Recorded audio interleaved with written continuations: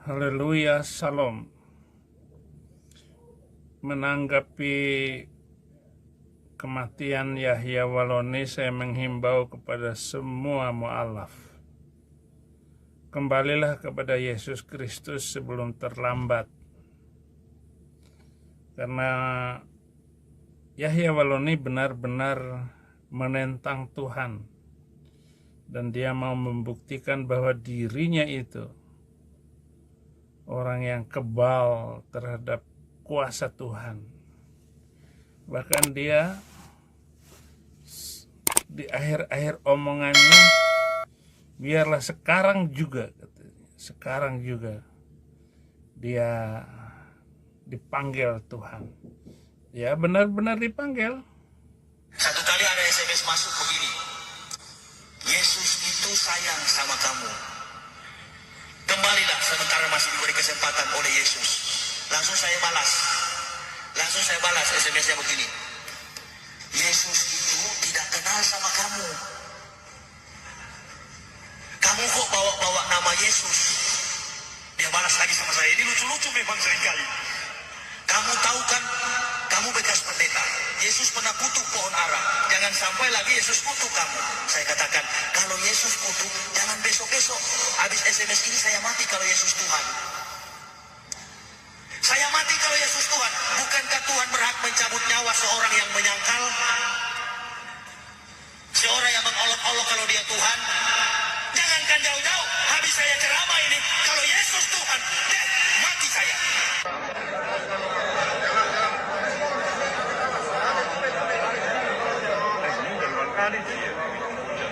Satu kali ada SMS masuk begini, Jangan nantang Tuhan.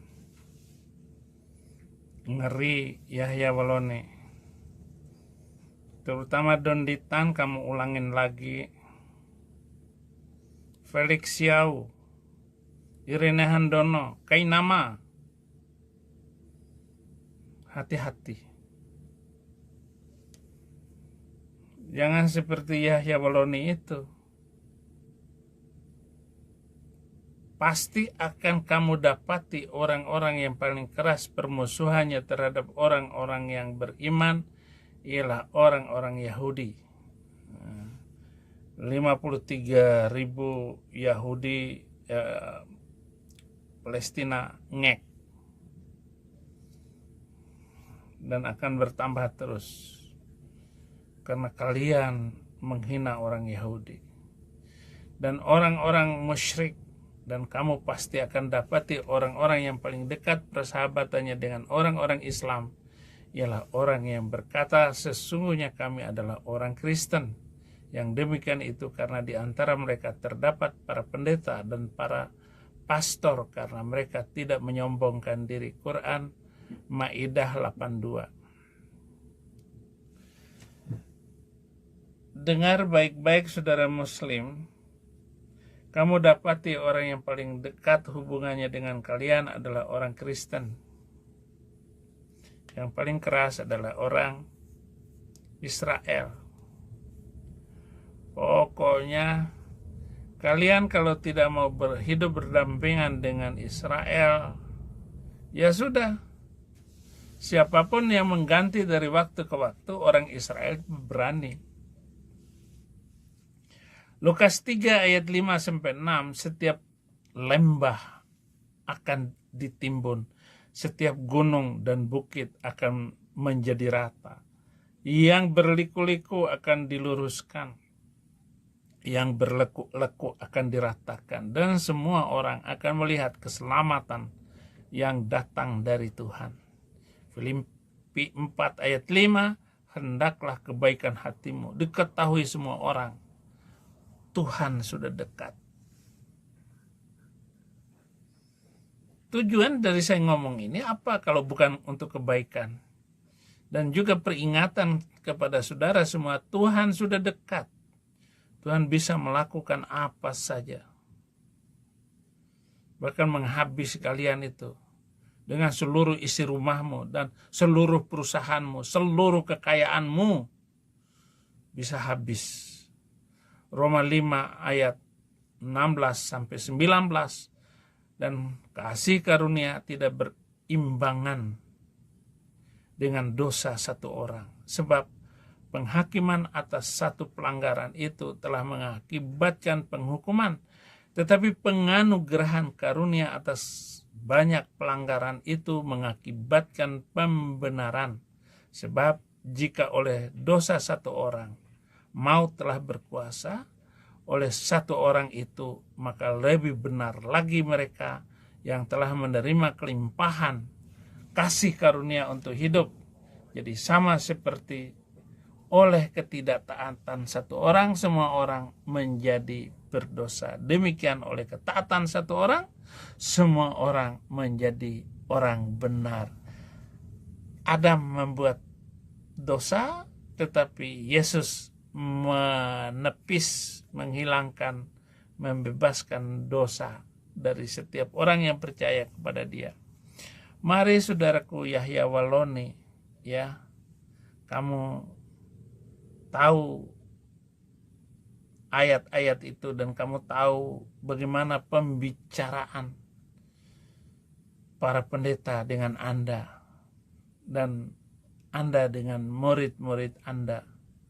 Anda terlalu songong, Anda terlalu sombong, dan Anda keras kepala untuk menerima kebenaran dari Tuhan. Saya berharap bahwa Anda segera,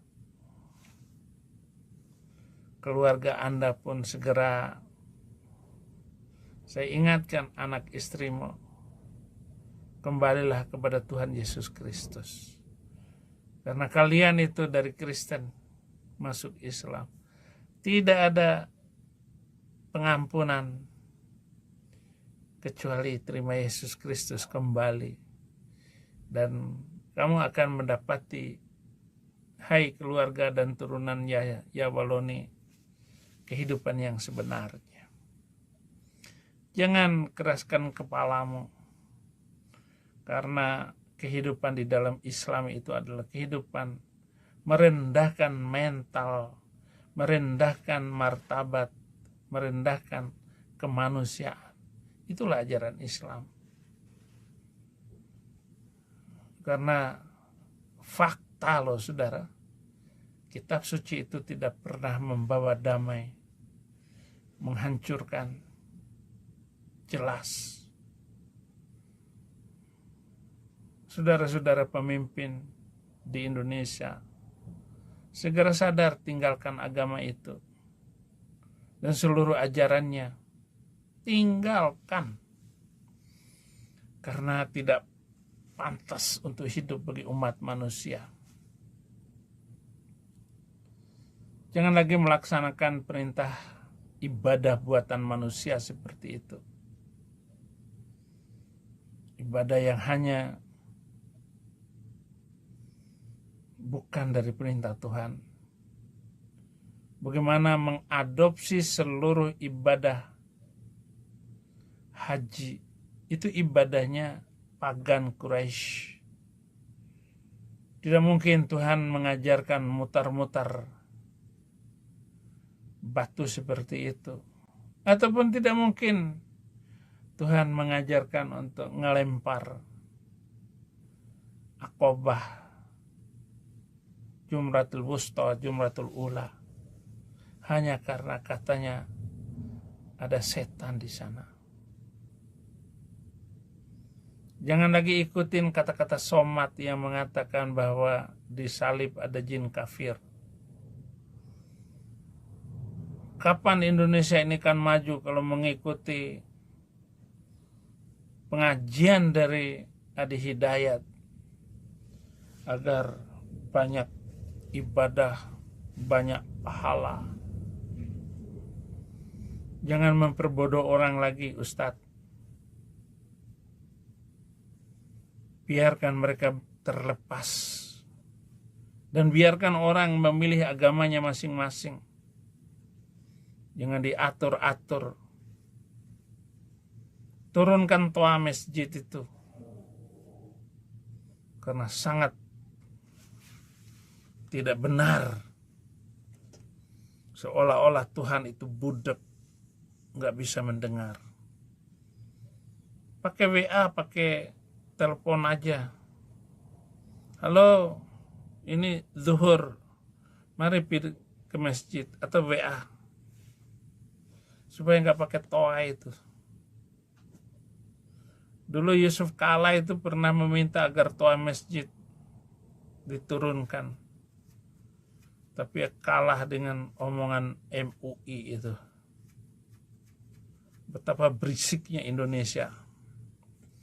Terima kasih saudara-saudara. Tetap semangat. Jadi saksi bagi Kristus. Tuhan Yesus memberkati.